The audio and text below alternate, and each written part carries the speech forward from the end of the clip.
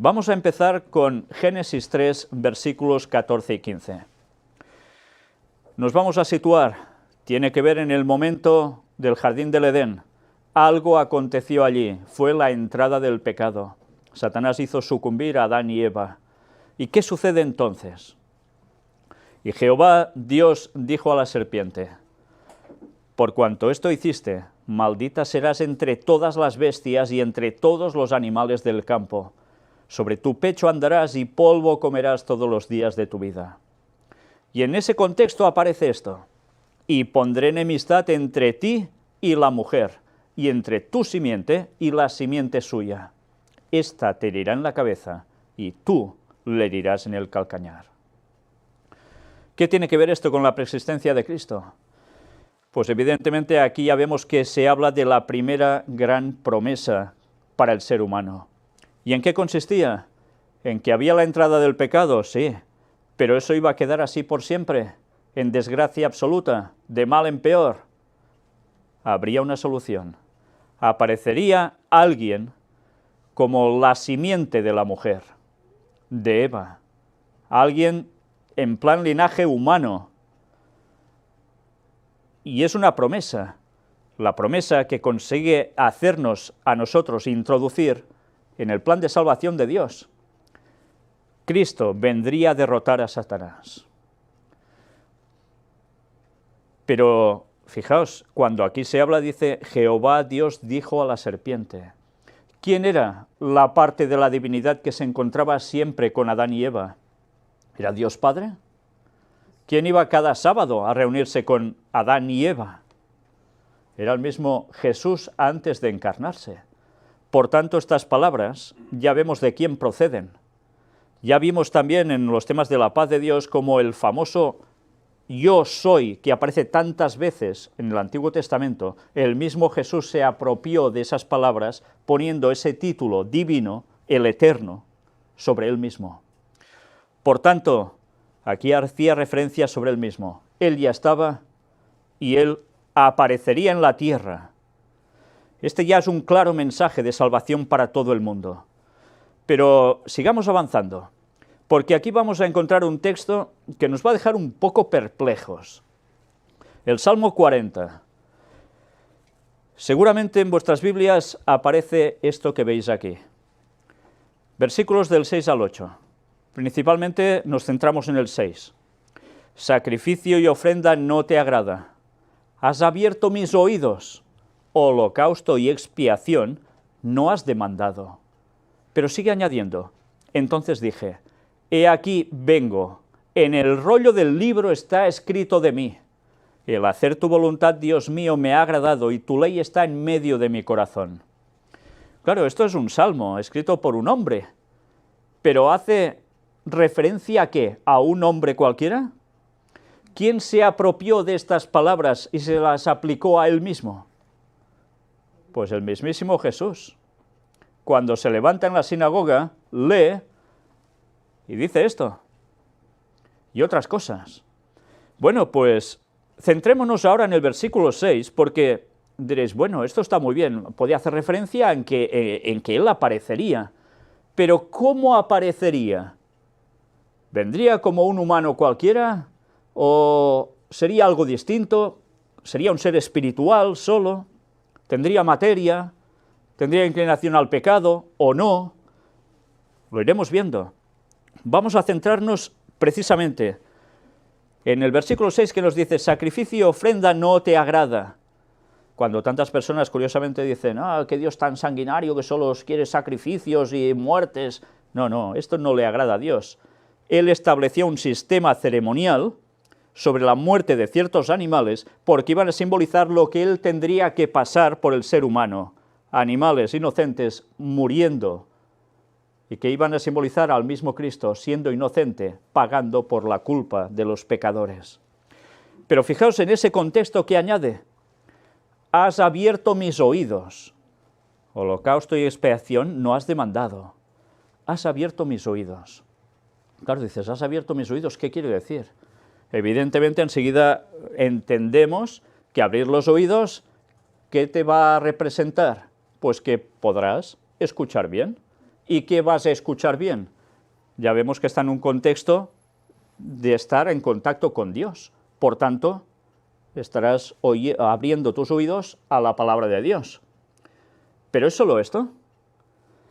Atención, porque a veces cuando leemos la Biblia hay cosas que evidentemente desconocemos porque no somos eruditos. Pero fijaos si indagamos un poco por nosotros mismos con la ayuda de Dios. Vamos a esto. Esto es la Septuaginta, la versión de los 70, conocida así, versión griega de la Biblia. Y vamos al Salmo, capítulo 39. Ya sabéis que en esta Biblia, si aquí aparece el 39, en la nuestra es el Salmo 40, hay un desfase de un capítulo así. Pero fijaos que dice sobre el versículo 6, sacrificio y oblación no has querido, cuerpo, empero, aderezándome, holocausto ni por pecado has pedido. ¿Qué es eso de aderezádome? Un cuerpo. ¿Qué tiene que ver esto con abrir mis oídos? Aparentemente nada, ¿verdad? ¿Y por qué aquí se traduce así? Y en nuestras Biblias aparece de otro modo. Bueno, fijaos cómo en hebreo es donde dice orejas, o también podría ser traducido como oídos. ¿Por qué hay esta diferencia? Fijaos que aquí nos habla de aderezar un cuerpo. Vamos al comentario bíblico adventista, donde nos dice en el tomo 3 una explicación sobre el Salmo 40. Y nos hace referencia a algo que escribió Pablo en el libro a los Hebreos, o la carta a los Hebreos, capítulo 10, versículos del 5 al 7, que hace referencia a Pablo mientras escribe al mismo Salmo 40, versículo 6. En este caso, en la Septuaginta, Salmo 39, 6. En Hebreos 10, del 5 al 7, se cita Salmo 40, del 6 al 8. Pero se cita de la Septuaginta, o de la versión de los 70, y no del hebreo. ¿Por qué Pablo hace eso? En vez de la frase, has abierto mis oídos, en Hebreos 10:5 se lee, mas me preparaste cuerpo. Qué cambio, ¿no? Esta es la forma que se lee en los manuscritos vaticano, sinaítico y alejandrino de la Septuaginta. Y cuidado porque nos hace como referencia ver un escrito de Ellen White en la página 14 del libro El deseado de todas las gentes. Ya lo veremos también. Por otra parte, las versiones de Aquila, Símaco y Teodosión dicen oídos, como está en el hebreo. Fijaos que en este caso la traducción puede ser una cosa o puede ser otra. ¿Quién estaba en lo correcto? Pablo, fijaos, que no coge la cuestión en hebreo tal cual, sino que se busca la Septuaginta para citar esto. Y cita, me preparaste cuerpo.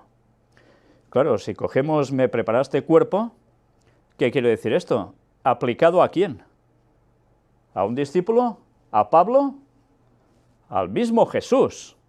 Por tanto, en los Salmos está apareciendo ya un escrito profético antes de que aconteciera durante siglos y siglos, en los tiempos del rey David, imaginaos, y ya está escribiendo, inspirado por Dios, algo que sucedería en un futuro, que tenía que ver con la venida de Cristo, el Mesías. Y dice, me preparaste cuerpo.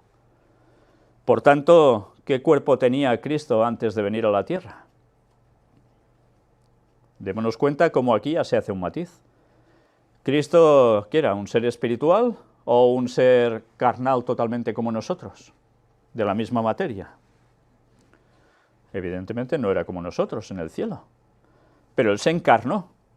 Y al encarnarse es cuando aparecen estas palabras ya años atrás diciendo que eso acontecería. Y me preparaste cuerpo. ¿Y Jesús a quién lo dice esto? A Dios Padre. Dios Padre le prepara cuerpo a Cristo para que se haga aquí en la tierra, que pueda vivir entre los hombres. Aún veremos más después sobre este texto, pero esto es algo que debemos conocer, porque ya nos está diciendo que hay un cambio, una metamorfosis entre Jesús en el cielo y Jesús cuando va a encarnarse en la tierra. Se le ha preparado un cuerpo. ¿Recordáis que estuvimos hablando de cómo el gnosticismo, en los tiempos de Pablo, decía que, cuidado, porque Jesús no apareció en cuerpo físico, como nosotros, sino que era un ser espiritual, y que no murió en la cruz, y tantas cosas más? Esto lo echa por tierra totalmente. Pero aún hay más, sigamos. Isaías 9:6, atención a este texto.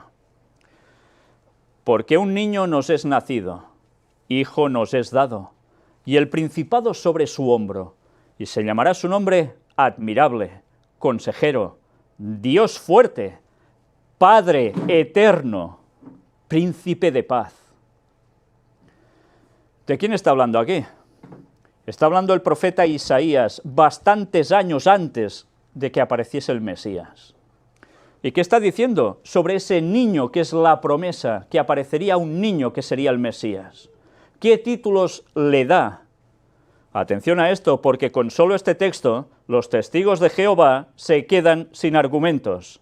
Ya sabéis que ellos creen que Jesús es un Dios menor, un Dios que surge de Dios Padre, de algún modo se genera, y otros creen también en lo mismo. Que por tanto Jesús no es Dios en mayúscula, ¿entendéis?